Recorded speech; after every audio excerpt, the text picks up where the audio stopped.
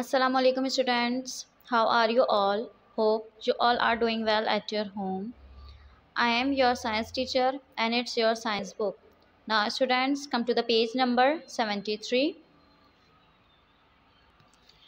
This is a continue lecture of unit number 9, heat and temperature. Let's start reading.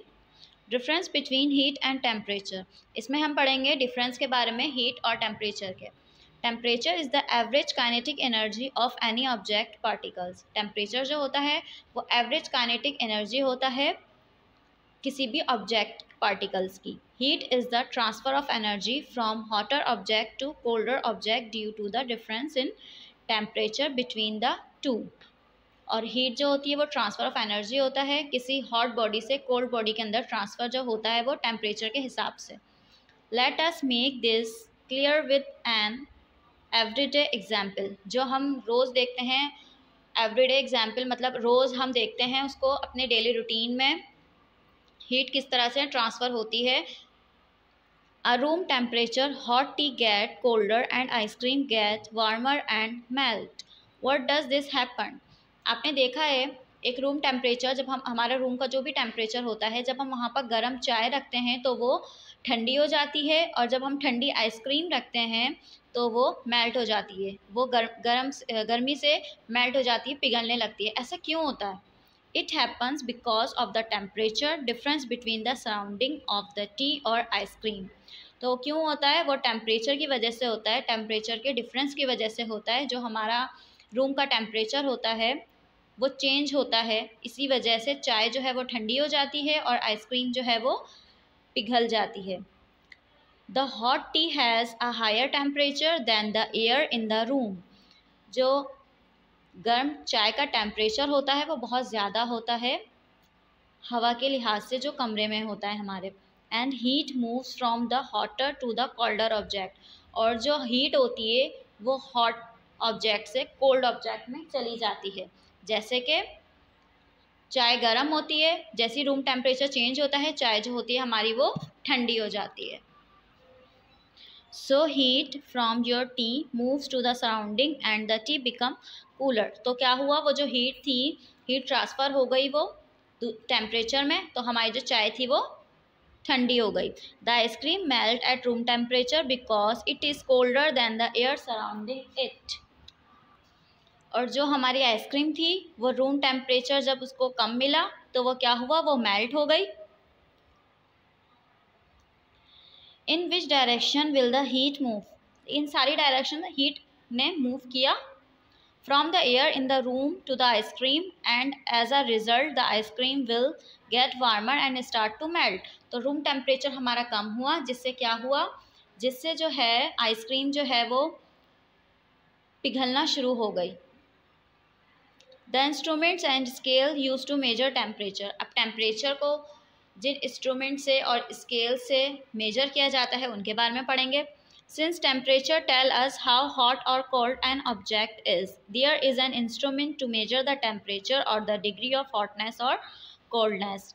Temperature हमें बताता है कि body जो है वो हॉट है या कोल्ड है, और उसको मेजर करने के लिए जो हम यूज़ करते हैं वो डिग्री टेम्परेचर और द डिग्री ऑफ हॉटनेस और कोल्डनेस. ये सब हम पढ़ेंगे कि कौन सा स्केल यूज़ होता है, कौन सा इंस्ट्रूमेंट्स यूज़ होता है.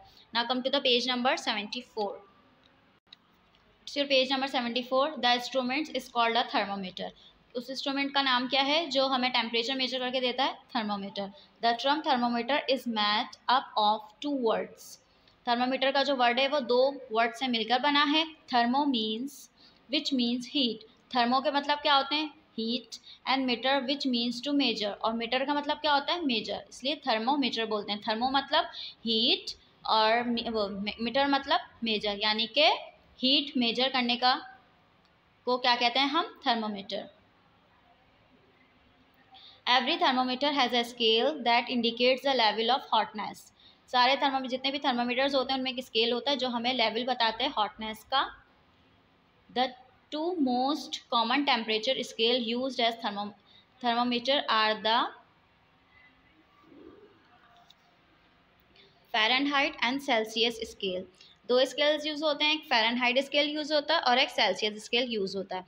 सेल्सियस स्केल्स पढ़ते हैं। The Celsius scales is name after Ander Celsius who developed this scale in 1742 में। सेल्सियस स्केल कब डेवलप हुआ था, कब दरियाफ्त हुआ था?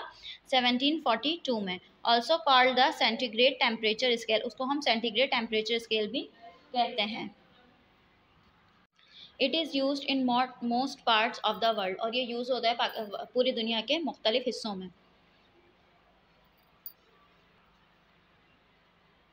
On this scale, the boiling point of the pure water is 100 degree centigrade and the freezing point of pure water is 0 degree centigrade. इस scale का जो होता है वो बॉइलिंग पॉइंट क्या होता है? 100 डिग्री सेंटीग्रेड होता है, और फ्रीज पॉइंट क्या होता है? 0 degree centigrade. Normal human body temperature on this scale is 37 degree centigrade. Normal जो ह्यूमन बॉडी का टेम्परेचर होता है इस स्केल से वो 37 डिग्री सेंटीग्रेड होता है।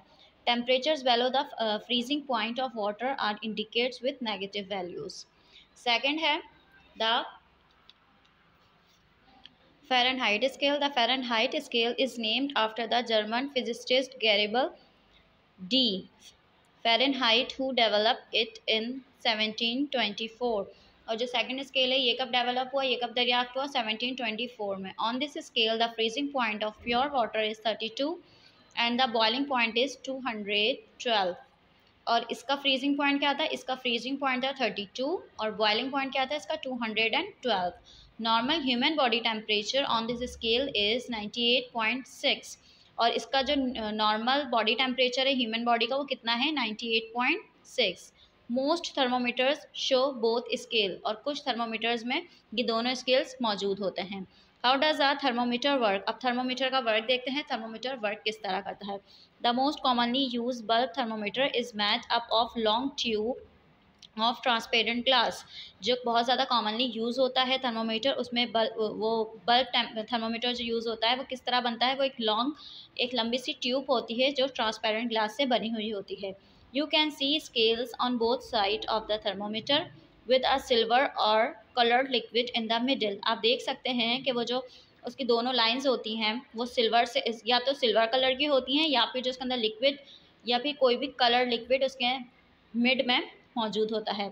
The liquid can be mercury और अल्कोहल। वो जो लिक्विड होता है या तो वो मरकरी होती है या फिर वो अल्कोहल होता है। If you are measuring the temperature of a hot object the liquid in the thermometer with expand and move upward. जब हम कोई उस पर गर्म ऑब्जेक्ट जब हम मेजर करते हैं तो वो जो उसका कलर होता है वो ऊपर जाना शुरू हो जाता है।